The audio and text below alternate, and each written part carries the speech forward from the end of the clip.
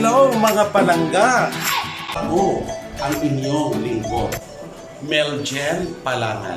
Nakakausap ninyo, nakakasama ninyo, nakikita ninyo, at tapat ko kayong pinaglilingkuran.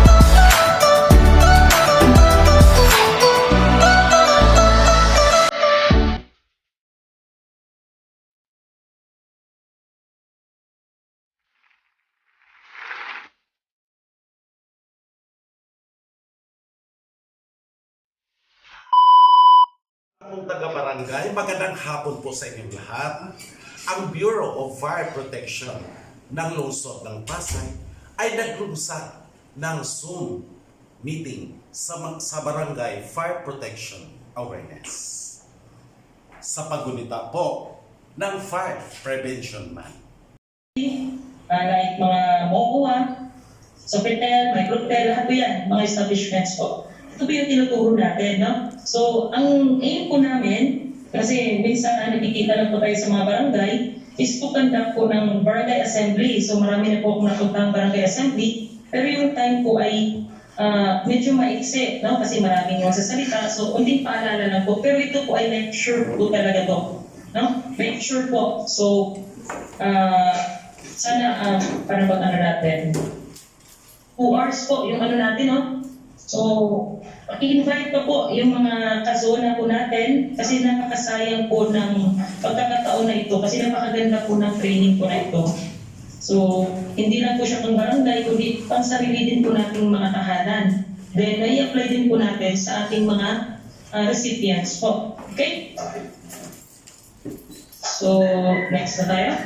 Proceed. So, kagaya din po sa inyo, ang Bureau of Fire Protection po ay may mission and vision. So, yung vision po namin ay a modern fire service fully capable of ensuring a fire-safe nation by 2034. So, kung napapansin niyo po si BFP, si BFP po ngayon ay nakikita niyo po yung mga fire trucks na dumadaan sa inyo. Actually, may isa po tayong fire truck na nag-iisa lang po siya dito sa NCR. So, si Mayor, ating mahal na mayor po ang tumanggap, no? Kasama po si President Duterte, yung tinatawag natin water tender, no? Yan po, yung pinaka-motor po natin, din yung mga Rosin Power fire truck po natin, na ang worth po nun ay tag 17 million po. So, yun ang ano ni BFT is equipment-based, no? Mahal po ang mga fire truck. So, napaka-swerte po natin dito sa Pasay dahil mayroon po tayong mga fire trucks na mga bago na po. And then, papasalamat din po kami sa ating mahal na mayora, sa ating congressman, kasi nag-provide din po sila ng mga fire truck penetrator. Kasi nakikita po nila na ang Pasay po ay maliliit ang daanan. So, kailangan po yung mga penetrator na maliliit na fire trucks para yan po ang makapasok. Then, kung hindi ka siya yung fire truck ni BFP, mayroon kami maliliit na fire truck, at least engineering na lang po ang tinatawag po natin dyan. Then, si BFP din po ay may dalawang ambulance, no? Bigay din po ng ating mahal na mayora, ng ating mahal na congressman, ng ating DRMO na si Sir Maranan. Yan po ang nandito sa Pasay Central, yung isang ambulance. Then yung isang ambulance po natin, malapit na po sa area natin yan, sa zone 16 to 20, no? Nandyan po sa may Doña Nena sa state 3 po natin. Bigay naman po ng ating ayos dito ambulance po yan. Ayan, bigay po ni Sir Joey Calixto po. Okay, so mission. We commit to prevent. So ito po yung pinakatrabaho ni Bureau of Fire is to prevent po, prevention. Kasama po kayo. No? Kaya ang tema po natin ngayong taon na ito sa Fire Prevention Month po natin ay sa pag-iwas sa sunog, hindi ka nag-iisa. So prevention po. Kasama po kayo. Collaboration, teamwork, yung nasa baba.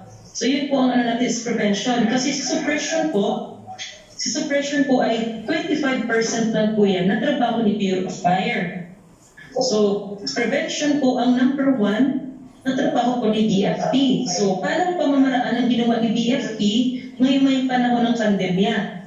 So number 1 po niyan is conduct of OLP on the road or fire truck visibility o plan ligtas na paminan on the road. So, nakikita namin paano yung mga nasa looban. Hindi nakikita si fire truck. Hindi po naririnig ang sinasabi ng fire truck na recorded. So, kami po ay bumaba naman, no? Per zone, binigyan po namin ng audio fire safety tips. So, sana po patugtugin po natin. Yung narinig natin kanina, ibibigay din po namin yun sa leader ng mga barangay po. Para ma-disseminate po natin po sa mga barangay. Kasi paano po yung mga nasa looban na tayo mismo mga barangay officials ay hindi makapunta dahil po naka-lockdown. May area, may street sa part ng barangay po natin na naka-lockdown. So paano naman po sila na nandun sa looban? So paano natin sila mapapaalahanan kung may mangyaring sunog sa lugar na yon? So kahit pa paano, nakakapit po natin through public address system po ng barangay natin. So yun po ang ano po namin sa mga lahat ng barangay na nandito.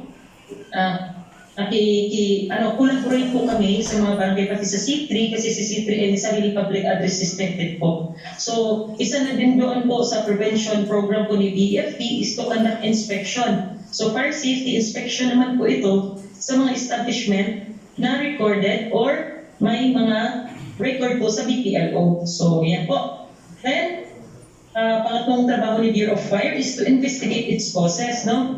Si BFP, pag may nasunugan, ang nagbibigay po ng certificate na yung bahay na yan ay nasunog na hindi sinadya. So after nagsunog, si BFP po ay maiiwan. Sino-sino po yun sila? Sila po yung arson investigators po natin to prove po na yung sunog na yan ay hindi sinadya. Okay. So, magbibigay si Kapitan po ngayon ng certificate na yan po ay residente po ninyo na sila ay nasunugan. So, before pumasok po ang ating Fire Prevention Month ay nandito po mga taga-barangay 187, no?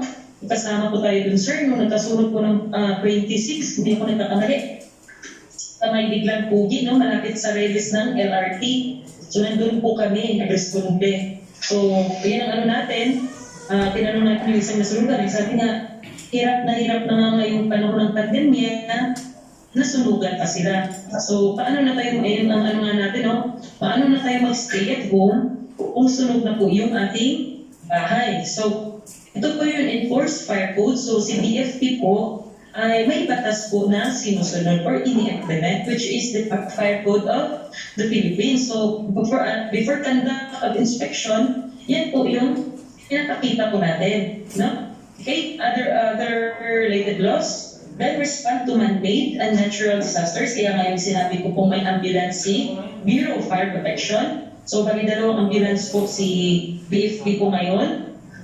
So, nag-responde po kami kasi mayroon po kami mga nurses, EMT, doctors. So, yung mga doctors po natin nasa regional offices po.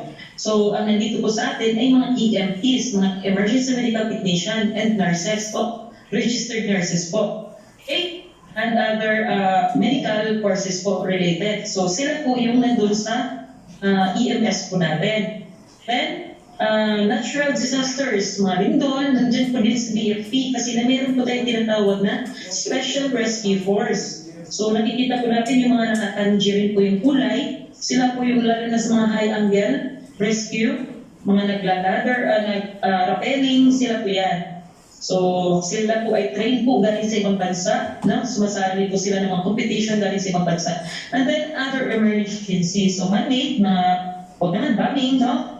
Natural disasters like lindol. So magkakaroon po ng support po natin. Magkakaroon po tayo ng NSED ngayong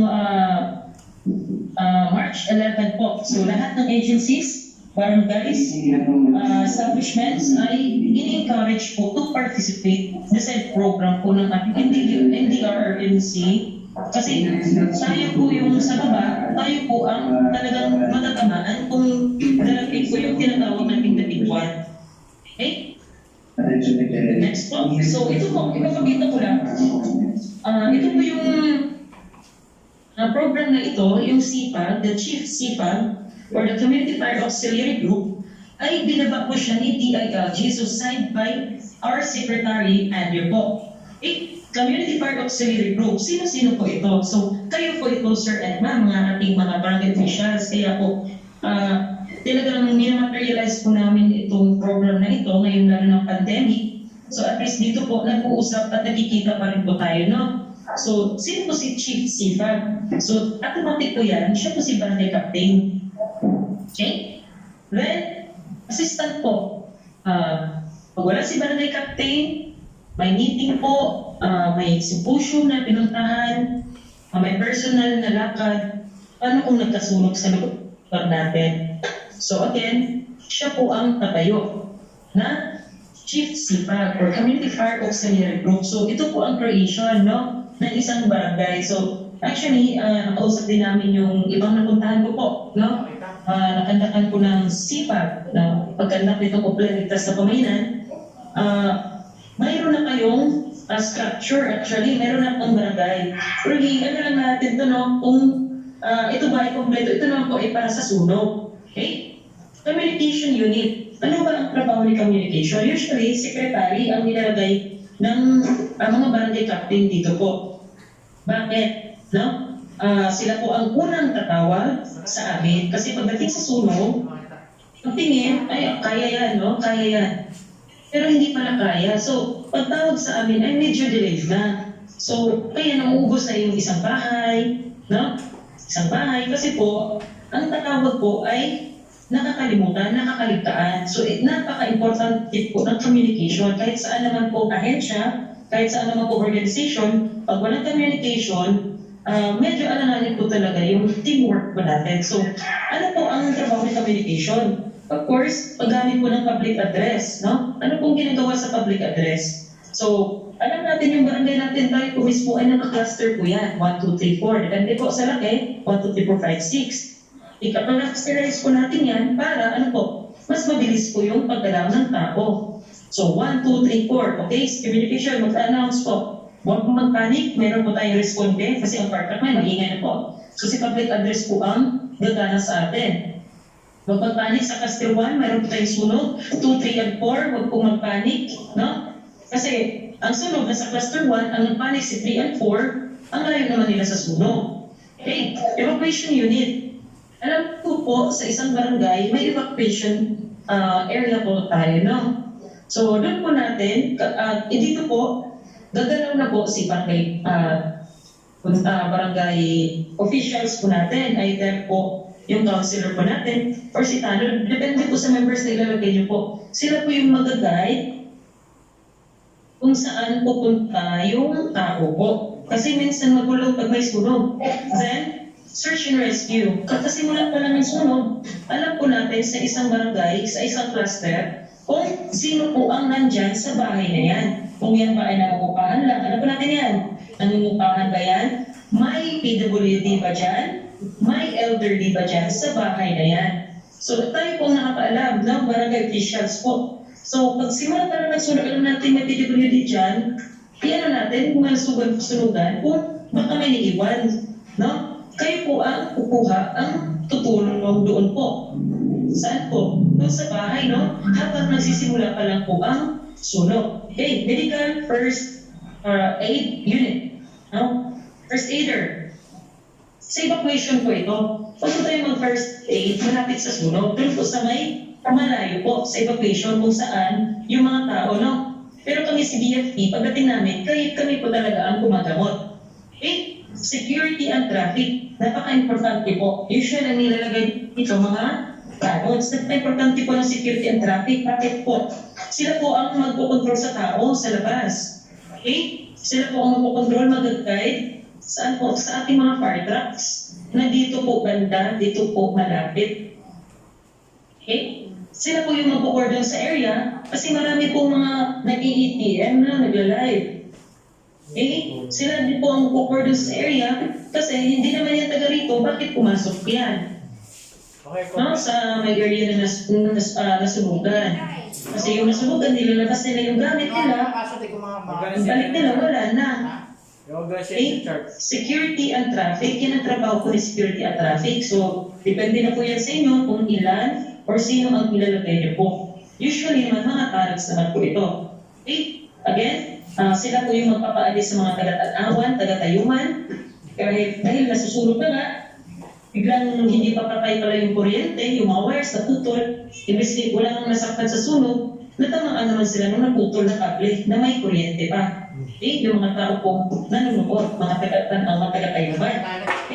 Community Fire Defense Unit. So ito naman po si firefighting team.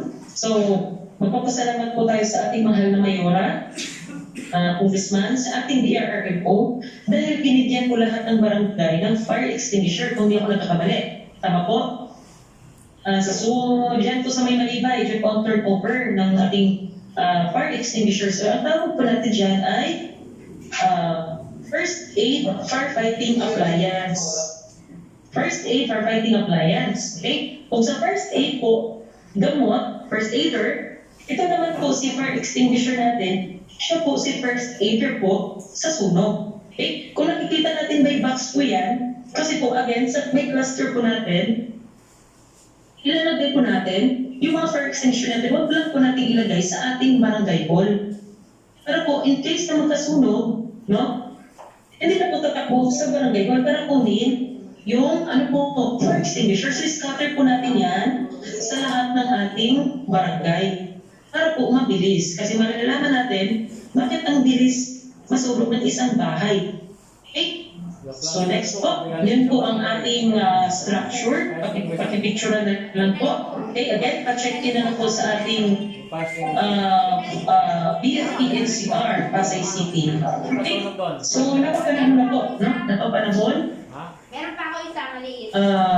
Magkakaroon tayo ng earthquake drill ngayong March 11. So, i-differentiate lang po natin kasi pag ito po, pagkatapos ng lindol, may other hazard po na papasok, which is, isa na yun si sunog. Pangalawa po ay liquefaction. Ano ba yung liquefaction? So, yung mga dating tubig na ngayon po ay ating natambakan, ay babalik po siya sa tubig. So, ganun po ang epekto ni earthquake, no? Then, kung sa upland naman po, or sa taas, no? Medyo upland po, may mga bukid, landslide naman po ang aftermath, no? Ng isang earthquake or secondary hazard po. So, i-ano lang natin ng sa earthquake and fire. So, number one, si sunog is concentrated in one area of the building. Ibig sabihin, sa isang bahay, kung nagsimula sa orisina, depende po sa pangalawa kung naapulan niya agad yung sunog, tsaka siya kakalat sa buong bahay. Dito sa lindol, affects the whole building and nearby area. So, naramdaman po natin nagkaroon ng lindol ng Pampanga way back 2019, kung hindi ako nagkakamali. Pero bakit naramdaman ng NCR? Bakit naramdaman ng Region 4A ng Laguna at Cavite? No? Pag-shake. So, yun po ang earthquake. And kung sa fire o sunog, ang ating immediate response is to put out the fire. Kaya po talagang hindi lang po ang barangay officials natin ang ating kailangang maturuan, pati mismo may-ari ng mga tahanan, no? To put out the fire, depende po sa response natin. Kung maapula natin agad ang sunog, hindi na po lalaki, patay na po ang problema. Pero po dito sa lindol, immediate response is hold up, cover, and hold. Kaya po pinapadap, cover na po tayo pag may lindol. Bakit po ang sabi po ng ating director Solido, no? Na PBOX ay shaking does not kill, no? Ano po nakakamatay? Ay yung paglaglag po ng mga bagay po sa taas. So anong gagawin natin? Lalagyan po natin ng mga holder po yan, no? I-stabilize po natin yung mga gamit natin. Alam po natin na posibleng matumbay yung mga aparatur po natin. Okay? Then, kung medyo mahina naman, evacuate the area if necessary, no? Kung medyo malakas, kung nasa labas ka po, tingnan po natin yung mga poste. Kung nasa tulay, tingnan po natin, panag-track na yan. Okay? So, sa sunog, nagkaroon ng sunog. Lahat ng responders, lahat ng resources ni BFP, ni Bureau of Fire Protection, kasama po ang ating mga fire volunteers, no? Okay? Kasama po ang ating barangay fire brigade, mga fire volunteers, sa ating barangay, sa ating bahay ng pusti na pupunta. Soon as possible time. No? Soon as possible time again, depende po sa tawag po yan. Okay? Kasi si BFP po, sa ating mga firefighters, ay hindi naman po yan mga paligid na isang sigaw lang po natin, narinig po natin agad, no? Hindi po. So tawag po tayo agad, no? Kaya po ang mga barangay officials natin, sa may mga number po kayo sa BFP para kayo na po mismo ang tatawag po. Okay? So as possible po tayo, tatawag po tayo, no? Pero dito po sa earthquake, kaya paulit-ulit po si government na nagsasabi, magkaroon tayo ng emergency back, go back within 72 hours, kaya natin makasurvive, kasi si immediate help is not a guarantee. Bakit? Possible, wala tayong mga daanan. Ano po? Bumagsak yung mga tulay. Kasi ang pinag-uusapan po natin ngayon ay the big one, no? The big one po, si the big one. Si 7.2. Yan, ganun po kalakas. Okay? Then, building occupants sa fire po can evacuate in any place, no? Pwede kang lumabas kahit saan as long as malayo sa pinagmulan ng sunog. Problema naman natin dito, paano po sa bahay? Okay? Pwede tayo makalabas kahit saan? Hindi, no? So, kung natin yan, paano gagawin natin sa bahay natin na isa lang yung pinpuan, may bintana sana, kaso lang nag-upgrades, okay? So, dito naman sa earthquake, ang sabi dyan, kailangan natin maghanap ng open area. Again, ang hazard po natin ay hindi po yung pag-shake ng lupa. Kung hindi po pagbagsak ng mga bagay sa taas, mga debris. So, ang sabi nga ni P-Box, times 2 height of the building, yan po ang ating evacuation area. So, kung bahay natin ay 2-story, so ang standard height po ng isang floor ay 3 meters po yan. Times 2 po kasi that 2-story building, no? So, 2-story building. So, 6 times 2. Bakit po times 2? No? Para in case na umuga po yung bahay, hindi po tayo malaglagan ng debris or matumba. So, hindi tayo pag nandun tayo sa evacuation area. Okay. So, yun ang natin. Ang isang challenge po dito sa atin is to identify po kung saan yung open area natin. So, dito sa cluster po natin, dito po sa wing natin, no? Dito sa Pasay, ay ano po, dyan po sa golf course. Yeah, dyan po. Nakapag-drill po kami dyan. Yun po sa golf course, yun ang sinasabing evacuation area dito sa site natin po na ito. Okay? Okay? So, pagdating sa fire, pag sinabi ni BFP, fire out, wala nang sunog, okay, binabat na yung bahay, parang hindi mag-rekindle. Kasi yan isang natin dyan, malis kami. Pag hindi natin pasain hanggang kailan, ilan man po yan. Ano mangyayari po? Ano mangyayari po? Magkakaroon po na rekindle. Okay? So, dito naman sa earthquake, ito ang isang problema. No? Aftershocks will be another concern. Bakit? Hindi na po isa, dalawa, tatlong aftershocks. Hindi po. So, yung possible na hindi bumagsak, no? Yung hindi po bumagsak noong, main shocks, babagsak na po siya sa aftershocks. Kaya po, during evacuation sa fire, is tapit ilong, no? Sa earthquake, sa drill, ganit po, no? Sa ulo. Or kung may mga hard object pa kayo or hard gamit sa ulo, yan po ang tatakapit natin. Kasi ito po yung mga vital parts ng tatawa natin. So kung napagsakan tayo, magiging gulay po talaga, no? Yun ang iniiwasan po natin. Okay? Duck, cover, and hold, and then evacuate. Okay? Yan na po. Inano ko lang po kasi magkakaroon na po ng earthquake drill. Okay? So, ito po yung West Valley Fault Line. Kung nakakita kita niyo na to. So, sino po may mga relatives po sa ating, dyan po sa may Rizal, no? Rizal. Yan po sa Rizal. Nakita po natin. May malaki, may maliit. So, yan po si Rizal, no? Sa Rizal, may sarili sila maliit. Kung saan 10 kilometro po yung haba. Pero ito, West Valley Fault Line, ito yung tinatawag natin na sabi na ay hinog na po. Ano pong binaybay na city niya? Napaka-swerte po natin sa Pasay. Kung nagpimikip na po si Mayurang magsalita po regarding sa earthquake, ang Pasay po ay walang fault line. Pero, yung pag-shake ng lupa, no? Shake ng lupa, apektuhan pa rin po tayo, no? And then, isang challenge dito talaga sa atin, dito sa Pasay po, swerte po tayo kahit paano, no? Wala po tayo, may binaha po kapag nagpatlabas na po ng tubig ang mga dam natin. Pero kung baha na ordinary, kahit paano, hindi po lumalagpas ang tao. So, nung dating bagyo, Ulysses ba yan? rolling, nagkakasunod-sunod, talagang napalabas naman po yung natin. Kaya itong zone na to na tinataka natin, ayun po, ay na-experience po ng baha. Kaya nandun din po sa BFE to conduct rescue operations. Okay? So hinog na ang sabi nga dyan, the big ones. So, ano po ang binaybay, no? Ano po ang binaybay ng mga bayan? Ito po ako. So, bago tayo bumili ng lupa, identify po natin. Kaya nakita niyo po sa East Valley Fault Line, yan po ay Municipality of Rizal. Dito naman po sa West Valley Fault Line, meron din po siyang Rizal. Okay? So, nakikita po natin. Nakita po natin yan po ang pinaybay po ng David Quad. So, hanggang ngayon, kahit napakayaman po ng mga bansa, like Japan, USA, lahat po, hanggang ngayon po ay wala pa rin pong nakapag-discover ng technology to detect po. Pakimute na lang po sa lahat po. Pakimute na lang po. Thank you.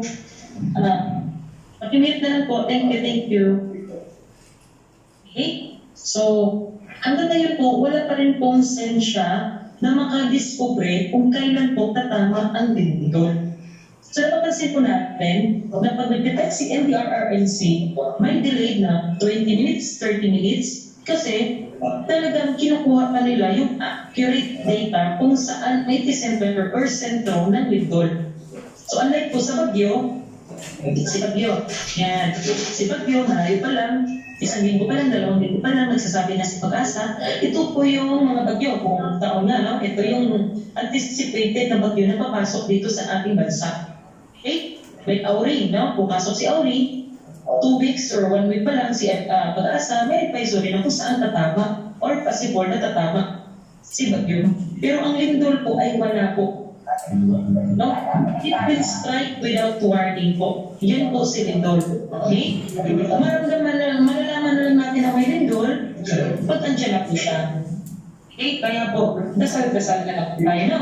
Then, ito nga po, practice makes perfect. Kaya po, talagang nag-drill, nagpa-practice. Kasi nga po, wala konsensya na makadiscover kailan po siya mag-strike. Okay po? Pakimute po, thank you. Okay, start na po tayo sa ating lecture proper. Na-check mo na ba? Na-check mo ba ang bahay mo? Bago ka umalis. So, yan po ang natin, no? Na-check ba natin sa regards to fire safety. So, ang sabi dyan, huwag maging biktima or maging dahilan ng kapahamakan ng iba. Okay? So, again po, pamute mga sir and ma'am. Pamute po. Okay? So, si fire, yan po ang pinakamagandang na-discovery ng tao. Sa totoo lang po, ang apoy po, ang pinakamagandang na-discovery ng tao. Alam kung bakit? Kung walang apoy, wala po tayong tinatawag na technology ngayon. Okay? Baka ngayon, naglalakad pa tayo, no? Walang mga train, walang mga aeroplano. Okay? Or kung may aeroplano man, yung apoy na basic, no? Yung parang hindi lang para sa parachute, at mga gano'n, no? Na may apoy pa na manual. Pero dahil po sa fire, na-discover natin, nagkaroon po tayo ng tinatawag na technology. Baka wala pa tayong cellphone ngayon. Yung telegrama, no? Yung telegrama pa. Okay? So, si fire po, pag-control, tayo lahat ay may progress. Kahit pa paano, yung mayaman po, no? Nagkaroon ng pagbabago, naging madali yung buhay natin. Meron tayong gasol, isaksak na mga lutuan, meron na tayong mga rice cooker, no? Control siya. May progress tayo. Pero pag uncontrollable po siya, nagiging destructive po si apoy. Yun po ang nakakatakot. Kasi, ang sabi nga dyan, mas maganda na manakawan kaysa sa mas tulugan. And ang masakit pa po ay may death, no? May buhay na pwedeng mawala pagdating sa sunog. So, ano ba ang apoy? Paano ba gumalaw ang isang sunog? So, ito na po, no? Bakit si communication? Bakit si firefighting? Bakit ang sipag, ang barangay natin, kailangan mas mabilis sa apoy? Okay? Bakit po? Kasi Pag nangyari ang sunog, ito po ang galaw ng isang sunog. It will double every 30 seconds. So magdudubli po yung sunog, yung apoy, sa loob po ng 30 segundos. In normal condition, kaya nagulat ka na, sa barangay 187, oh, ito pa lang yung sunog. Bakit dadami na yung dalawa tatlong bahay? No?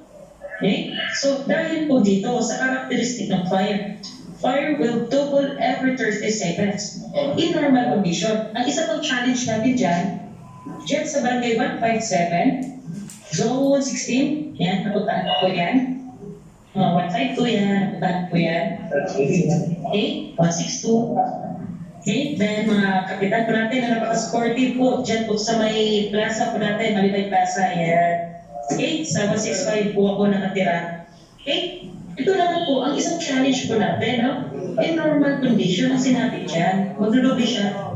In normal condition, paano kung hindi normal condition? Ibig sabihin, ang pwedeng masunog or ang nasusunog ay gasolina, pintura, chemicals. No? Ito po, ang tinitingnan, pinapa-identify ni BFP pagdating agad, tinatanong si barangay, ano yung building na yan, anong laman ng nasusunog na yan? Okay? So, last 2017, yan, barangay 157. Nagkasunog po tayo dyan. Ano po? May, after na ng sunog, no, na nalaman na may patay. Yung dalawa po, alam ko, dalawa po yun. Then, barangay dyan po sa may TNB, may Malibay, harap po, Malibay. Mayroon din po tayo dyan patay. Tama po, hindi ako nagkakamali. Yan ang napuntahan. Marikaban po. Marikaban naman po yung pamilya na yung nanay na lang ang natira. Ano lang po, Siyam. Yung Siyam ang napay po din doon. No? Ito po, makikita natin, bakit talagang pumapatay ang sunog? Dahil po sa characteristic nito. Then yung may BB pa, Marikaban ulit, no? Marikaban yung may BB. Yung baby ang namatay, no? Then, dito may SIP Harrison, narespondihan din po namin. Talagang hindi na po nakita yung date. No? Hinanap po namin kasi hindi po talaga nakita. Then, sa Patasahay, hindi ako nagkakamali. Nag-respondi po kami dyan. 7 years old, 5 years old, 4 years old, and 5 months. Yung mga tropa po natin na nag-responde, pagdating po sa sunod na yon, ay talagang napaluha po talaga. Isa din po yan sa part ng mga responders po na makita. Ayaw po namin makita may namamatay, may patay po noon. Kahit anong buhay po yan, no? Akala niya, kita ng kasamahan ko po, akala niya, aso. Kasi ang tao po pag namatay, lumiliit po. So, pagtingin niya po, akala niya aso. Pero pagtingin niya sa katabi, magkayakap na, may magkayakap na magkakapatid yan. So, 7 years, sabihin po natin, no? 7 years old, 5 years old, 5, 4, and then 5 months old. Then, again, dyan po naman sa Barangay Tuuan ulit. Doon sa may fleet naman po, kung naalala po natin, nandito pa yung Barangay Tuuan. Yung nakalabas na yung mag-asawa, buntis pa yung babae. Nakalabas na sana. Mas malapit sa creek. Bumalik po sila para sa gamit. No? Pagbalik nila, nang bumuko na yung bahay, dahil nga natupok na po, yun. Hinanap na po namin sa creek, yung mga bumbero po. Nandun po talaga. Then meron din po maglolo. Kasabi ko, actually, 4 po yun. 4 po yun sa sunod na yun. Pag-asawa, no? Buntis yung babae, then maglolo. Biglang bumagsak na po yung, kasi nakalabas sa sana bumalik. Yun po ang natin, no? So again, fire will double every 30 seconds po in normal condition. Kaya pag pansin po natin pag may sunog, bakit yung gasolina talagang pinagpistong po ng mga bumbero? Kasi pag yan ang nasunog po, disaster po yan. Uubusin po ang buong community. Isang cluster natin sa barangay natin. Yan ang mahirap. Okay? So next. So again, communication team, lahat po ng mga barangay officials, magkaroon po tayo ng number ni Pasay, fire department natin, pinakamalapit po na fire station natin, kung saan 8844-2120 or 911. Kung hindi natin alam, pero dapat alam natin po, talaga po. Hindi lang po ito sa sunog, pati po sa medical na tulong. Kasi sabi ko nga, meron po tayong ambulance. So, nagpapasalamat din po kami sa C3, no? Pasay Command Center. Kasi, kung hindi ka agad nakakatawag, yun nga, malaki na, nakikita ka nila sa CCTV. Ibig sabihin, super laki na noon kasi nakita lang ko sa CCTV. Pagtawag sa amin, pagdating namin, ubos na yung bahay. Okay? Again, fire will double every 30 seconds. Hindi po sa height sa wide po. Sa lahat. Okay? Next po. Ito po yung talagang nakikita namin problema. In case of fire, na yan, ATM, fire at may back, nag-live. Okay? Sabihan po natin, i-utilize po natin yung mga cellphone na pagtawag ng tulong. Okay? In case of fire, kapag may sunog, tumawag ng bumbero bago kumuha ng litrato or video. So, hindi naman sinabing huwag, no? Bago. Hindi naman sinabing huwag yung mag-video, huwag mag-picture. No? Ang sabi naman natin is, tumawag muna ng bumbero bago kumuha ng video or litrato. Okay? So, ito naman po sa mga bahay natin, kung sa lindol, walang detection kung kailan papasok ang lindol sa ating bansa, ating lugar. Kung sa bagyo, kung sa bagyo po, mayroong si Pag-asa na sasabi ng 1 week before. Ito naman po sa fire, ito naman po si smoke detector. Hindi po siya sinabing fire detector, smoke detector. Ibig sabihin, nakakasimula pa lang ng sunog, yung nang-aamoy pa lang, may nasusunog pa lang, naglalabas pa lang po siya ng usok, wala pang apoy. Okay? Tayo na po ay gigisingin. So kung tayo lahat, no, sa households po natin, sa mga kabahayan natin, lalo na sa mga kwarto po natin, pag mayroon tayong smoke detector, no, sa tingin ba natin may matatrap ba? Okay? Kasi ang sabi po dyan, no, tayo ay nawawala ng pag-amoy kapag tayo ay tulog. Yun ang problema po. Kaya po sana, magkaroon tayo ng smoke detector which is battery operated, wala pang apoy, iingay na po siya kasi siya po ay, ayaw madaway mahimbing, ang smoke detector ay laging gising. Unang nakakita, unang nakakaamoy, unang nakakarinig kapag may sunog. Okay? Ito naman po, ipapalit po natin sa atin po is the public address system po natin. Yan po, public address system natin.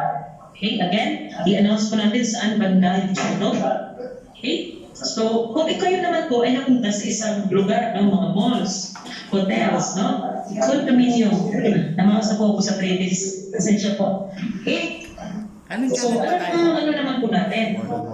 Anong gagawin natin kapag narinig natin po? So, yan po. Ang purpose po ng fire alarm ay to have the, general evacuation. Ibig sabihin lahat mag-evacuate. Ibig sabihin, kasi ang isang establishment, hindi po yan magpapatulong ng fire alarms hanggang kaya po. Diba? Ibig sabihin, hindi na kaya na kanilang fire team. Okay, pag narinig natin yan, hindi po recess. No? Hindi po may emergency. So, huwag tayong magkakatanawan, tigatayuman, evacuate the area po. Lalo kung hindi natin alam yung lugar.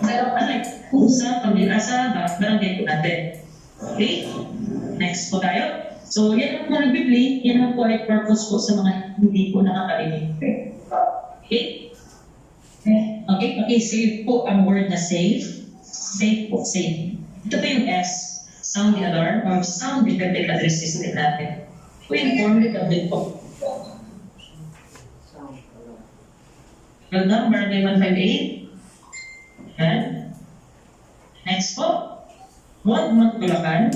Okay? So kung ang barangay natin, barangay officials natin, ang unang nagpapani, yung nasunugan po na yung magpapani. Okay? Ano bang ibig sabihin ng panic? So, ibigay ko lang po ng panuntanan dyan. Baka hindi nyo pa narinig. Okay? people are not informed correctly. Kaya po si BFP nagtanggap ng seminar na ito, hindi lang po barangay assembly, kundi seminar po talaga ang term natin dito, no? Kasi talagang lahat po ng regarding sa fire, actually sa training center po natin, 2 months po namin itong pinag-aaralan. Pero sa inyo, 2 hours lang. Yan. Okay? So, don't panic. Huwag magtulakan, huwag matumakbo, or huwag magsisigaw. Okay? Huwag maging tanawan, tagatayuman. Okay? Sabi nga, mas magandang mga, at sabi nila, mas okay naman ang pamon lang sa sunog lang. So, sunog talaga po ang mahirap, no? Okay? Advice, di sipag. Okay? Fire brigade po yan sa mga establishments. Sa inyo po is sipag. Okay? Advice po natin. Turuan po natin yung mga kaparangay natin. I-inform nyo kami. No? Or kung sino kapitbahay nyo na, barangay council. Okay? Advice of sipag. NCC communication. Ang tawag po sa amin. Kung sino in charge ng communication. Barangay. Address location. Street. No? Street yung landmark. Pinaka-landmark. Yung papunta kami sa sunog yun sa barangay 187. Tampo Cap Arandia. Yan. Diyan po si Cap Arandia. Okay? Pagkatawag po tayo sa atin, ano pong ibibigay natin? Yun po yung landmark. Kung anong street. Kasi akala nyo, di ba? Ang sunog, akala natin, malapit lang. Pero sobrang nasa likod pa pala. Yung nangyari pong, di ba, dumaan kami sa may LRT, sa may Pagbaran, kumariwa kami para sa Tolinyo. Kala namin yung sunog nandito sa right. Nandun pala sa kabilang side, kabilang Puki. So, ang ginawa po natin, yung post po natin, tinawin po natin sa LRT. Or sa ilalim ng LRT. Okay? So, landmark po na maka-importante po ng landmark. Okay? Next po, paki-mute po. Thank you. Welcome po sa mga kaka-join na po. Habol lang po kayo. Okay? Pangalawang karakteristik ng apoy, diba ang una, fire is fast. Fire is hot. Gaano kainit? No? Okay? Nota po, Sir XO ng ating Barangay 152. Okay? Fire is hot. Gaano kainit? Di ba pag nagsisigaw ka, nagluluto ka, hindi mo nalapitan, hindi mo pa, hindi pa nalapitan yung apoy, pero ramdam mo na yung init. Kaya ang sinabi dyan, heat is more threatening than flames. Yan. Heat is more threatening than flames po. Okay? So, ang sabi dyan, ang normal condition po ng isang tao, kapag may normal body temperature ng tao ay 37.5. Ang umangat na po niyan, kung mahirap pag nilagdan pa naman ngayon kasi pwede sabihin natin, may coffee yun, no? Kaya po, be healthy po tayo na. Okay? So, pag may sunog, tingnan po natin, 300 degrees Celsius. 300 degrees Celsius po. Yun po ang may sunog. Okay? Gano'n siya kainit, no? Times 3 po natin si tubig kasi si tubig po is 100 degrees Celsius. Kaya napapansin natin, bakit iba ang init ni mantika sa init ni tubig? Kasi si mantika po ay maabot po siya ng 300 degrees Celsius. Kaya nus po talaga, no? Sunog. Hanggang sa kalamnan, sa kaluluopan. Pag ikaw ay nasunog ni mantika. Pero pag si tubig, sa taas. Okay? So, ito po. Pag nalanghap po natin, or andyan po si init na 300 degrees Celsius, enough po siya na yung gamit po natin ay ano po, natunaw po sa katawan natin. Okay? Pamute po, sir, and mga tagawan, kapitan. Nag-iwi po sa akin. Maraming salamat po. Pamute po, ito yung mga bagong pasok po. Thank you. Okay? So, sa sobrang init niya, 300 degrees Celsius, pag nalanghap po natin yung init, enough po siya na masunog po yung internal parts natin. Sunog ka agad. Kaya akala natin, natutulog lang yung tao kapag may sunog, patay na po ba dahil sa nalanghap niya po ito. Sunog na po yung internal parts natin. Hanggang aabot po siya ng 650 to 750 na kahit ang bakal ay kayang tumawin. So mamaya ipapakita po yung mga historical na sulok ng bansa natin, no? Okay? Next po. Kaya dapat, yan, meron po tayong mga pamamaraan para akulahin. Yun na, sa sunod po, wala po tayong ibang gagawin. Hindi akulahin po ang apoy. Kung po tayo tumakbo, pag may nakita po tayong apoy, kaya ngayon, nalalaman natin, no? Hindi siya nadoble agad. Ito ay pasigugdos. Okay? So, hindi tayo lalapit kung hindi po ano. Akulahin po natin gamit ang ating mga portable fire extinguisher na nabigay ko sa atin. Okay? Fight the fire. Ito yun. No? Sa safe po, safe. Sound alarm or public address. Or kung nag-down yung public address system natin, tayong tinatawag na, ano po? Ano po? Megaphone. Megaphone po natin. I-maximize po natin kung anong resources meron po tayo. Okay? Fight the fire. Using what? Tubig? Okay? Portable fire extinguisher. Ano po sa ibang barangay? No? Meron po mga water pumps. Nagpagawa po, may natutaan po ako. Nagpagawa po yung isang barangay ng water pumps. Sabi ni ma'am, ang daan po ng ating barangay ay ito lang po. Kasya yung isang pick-up. Pero yung looban po ma'am, kung kaharap ko na yung tapo, yung daan, pag may pitpit, kahit mag-gateway ka, hindi kami kasya. So paano na yung mga bumbero kapag may sunog? Ilang minuto yung pagdaratag ng hose? Magduduplit po siya every 30 seconds. Una pa nga ito ng ating mga portable fire extinguisher. Yan, i-scatter po natin po yan ha. So, tuturuan po kayo mamaya paano po yan gamitin sa mga hindi po nakakaalam. Fight the fire. Yan po ang gagawin natin. Wala ba tayong ibang gagawin po sa sunog? Fight the fire. But, ito po, never fight the fire. Yung mga first responders po natin, yung in-church po dyan sa may pag-akula ng sunog. Okay? Kung hindi natin alam kung ano yung kasusunog, huwag po natin kulahin. No? Pinuhusan mo ng tubig kuryente para kahit disgrasya. Okay? Fire is spreading rapidly. If it's uphill every 30 seconds, magtutubi ang bakit ang bilis? Ibig sabihin, hindi normal yung masusunog. Okay? You don't have adequate or appropriate equipment. May fire extinguisher ka na, kaso lumaki na. So, pwede kong sabi na, di ba, sa super init, yung damit natin ito po, damit po, pwede matulong yun sa katawan natin. Kaya po, si Bumbero, direct si BFP, mayroon talagang appropriate equipment or PPE. Okay? Ang sunod po is yung may tinihal toxic smoke, yan po ang nakakamatay. Sir Almazan, welcome po. Okay? You might inhale toxic smoke, yan ang nakakamatay. Okay? Pag sinabi ng instinct natin na hindi kaya, yun na po. Okay? May pamilya pa po nag-aantay sa atin. Okay? Anong channel ka? Next po.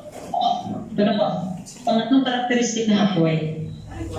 Kahit araw po yung sunog, araw po yung sunog. Pero bakit madilim? Or, ang sinabi po natin dyan, ang apoy po ay maliwanag. Pero bakit madilim? Ang sinabi dyan, nagiging pitch black. Paligid. Nakadilat ka na, para ka pa rin nakapikit. Yan po si fire. So, ito po. Ano po lang? Kaya ba natin lumabas ng ating bahay? Kaya po ba lumabas ng ating bahay? Madilim? Bakit siya madilim? Dahil sa uso. Ibang sinabi doon? Yung sinabi doon, you might inhale toxic smoke. Lagi natin tatandaan. No?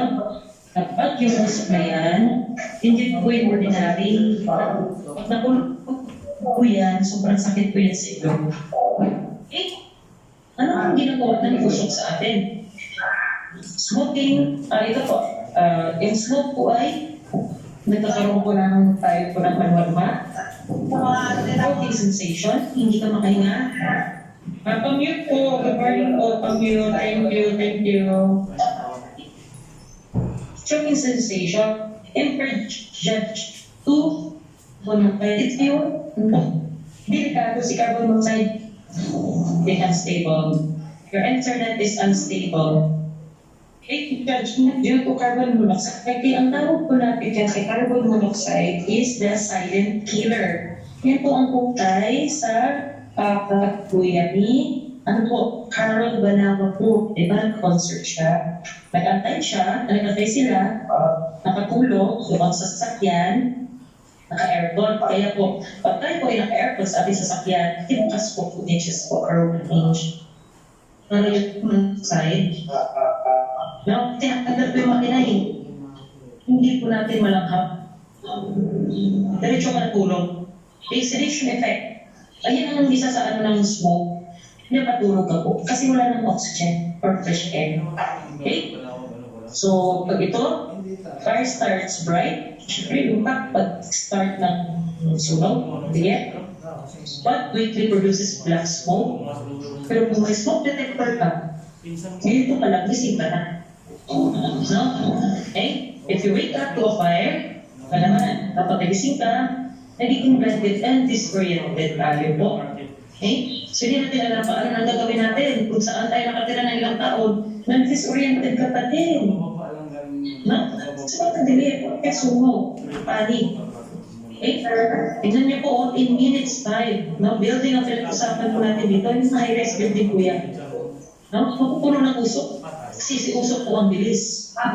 Paangat po. Okay? So, ang gagawin natin? Ito naman po ang nakikita natin sa mga establishments. Bakit sa baba? Bakit hindi sa taas? Okay? Bakit sa baba po yan? Hindi po sa taas. Yung light po. Glow in the dark po yan, awal po yung ilaw. Pusa po yung nagliliwanag. So sa mga hotels na napuntahan po, hotels, hospitals, yan. May mga araw pong putol-putol sa baba. Glow in the dark po yan. Ang iba po na reflectorize sa glow in the dark. Sa glow in the dark po ay, ano po? Pag walang ilaw, mag-glow siya. Sa reflectorize po, pag hindi siya natatamaan ng ilaw, hindi siya nakikita. Okay? Pag naman, alam po sa mga bahay natin, mayroon po tayong mga flashlight. Flashlights. Anong kulay? Anong kulay po ng flashlights natin? Sama mo yan. Ako, mute po ma'am, sir. Mga ating mga kapitbahay na barangay. Kapitbahay ko po. Kapitbahay sa zones 18 po. Pamute po, thank you.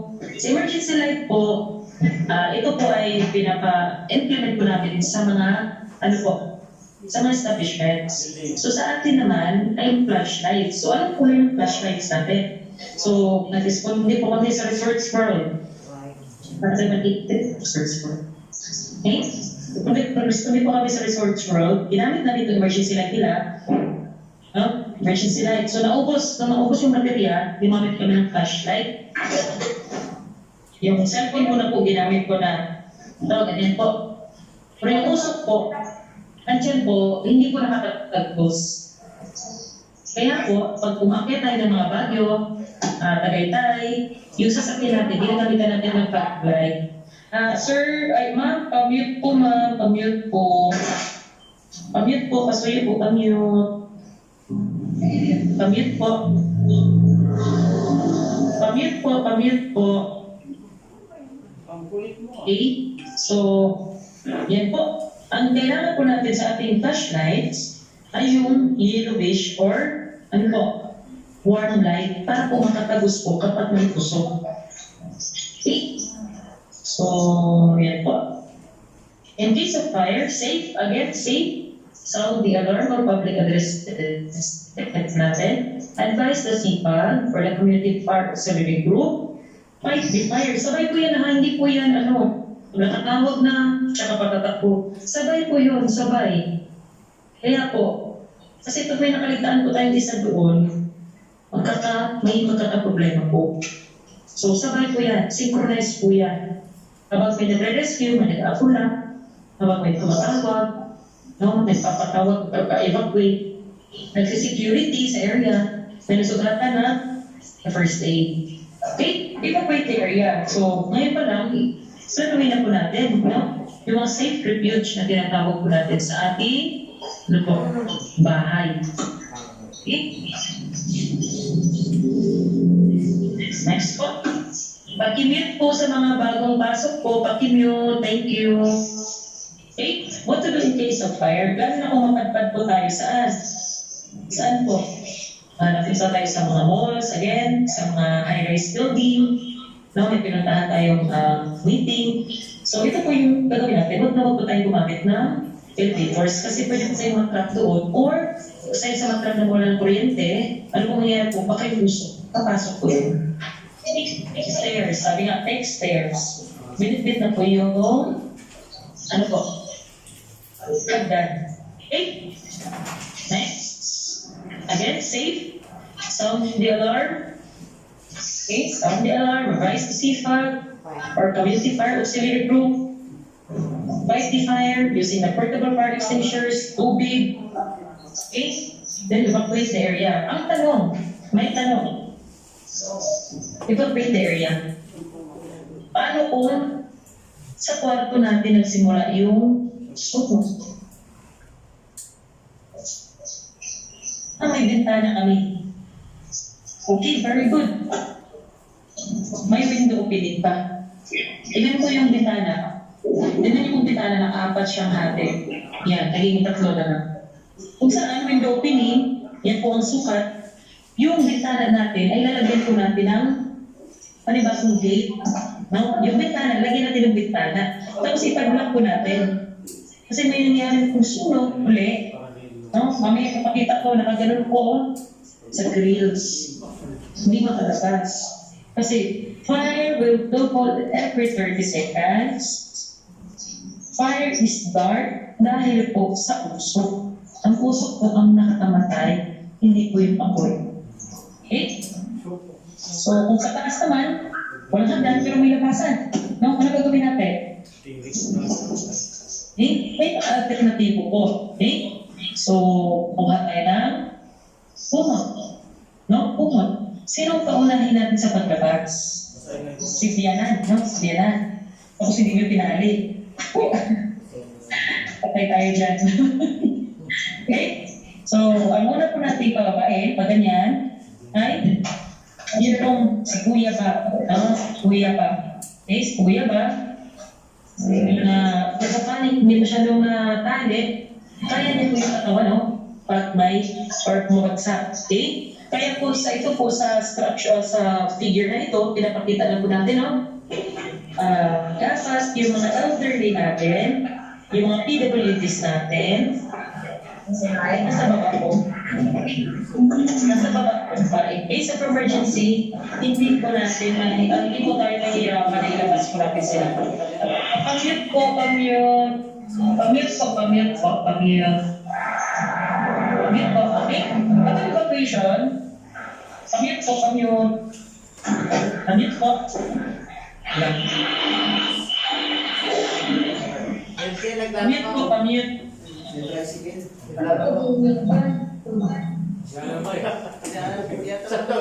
Ay, pamute po sa lahat. Yeah, puntahan mo. Okay?